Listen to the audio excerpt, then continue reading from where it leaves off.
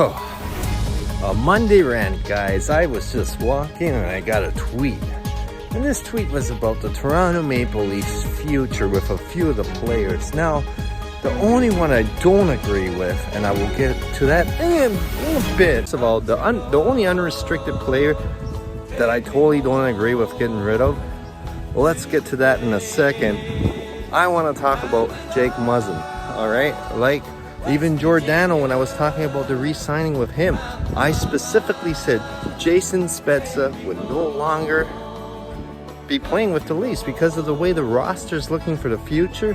They can't fit him in, but however, they want him, so it's great that he's going to be an assistant GM. It's great, you know, because he knows hockey analysis like no other player on the team. However, Jake Muzzin, great player, great in the playoffs. However, he's too much of a risk right now.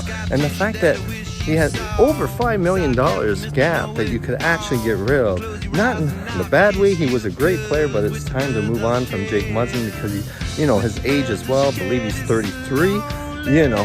And so let's put it this way. That's a good move to try and negotiate a trade. Peter Mrazek.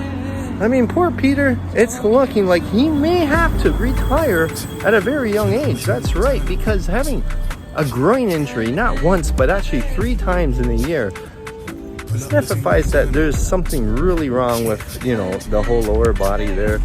So definitely, Peter Mrazek leaving, still really good because we need to sign Campbell or John Gibson.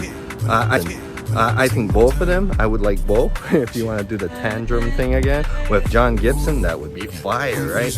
Let's get on to the only good thing Rumpelstiltskin, that's right, Babcock brought to the team was Eli McCallum.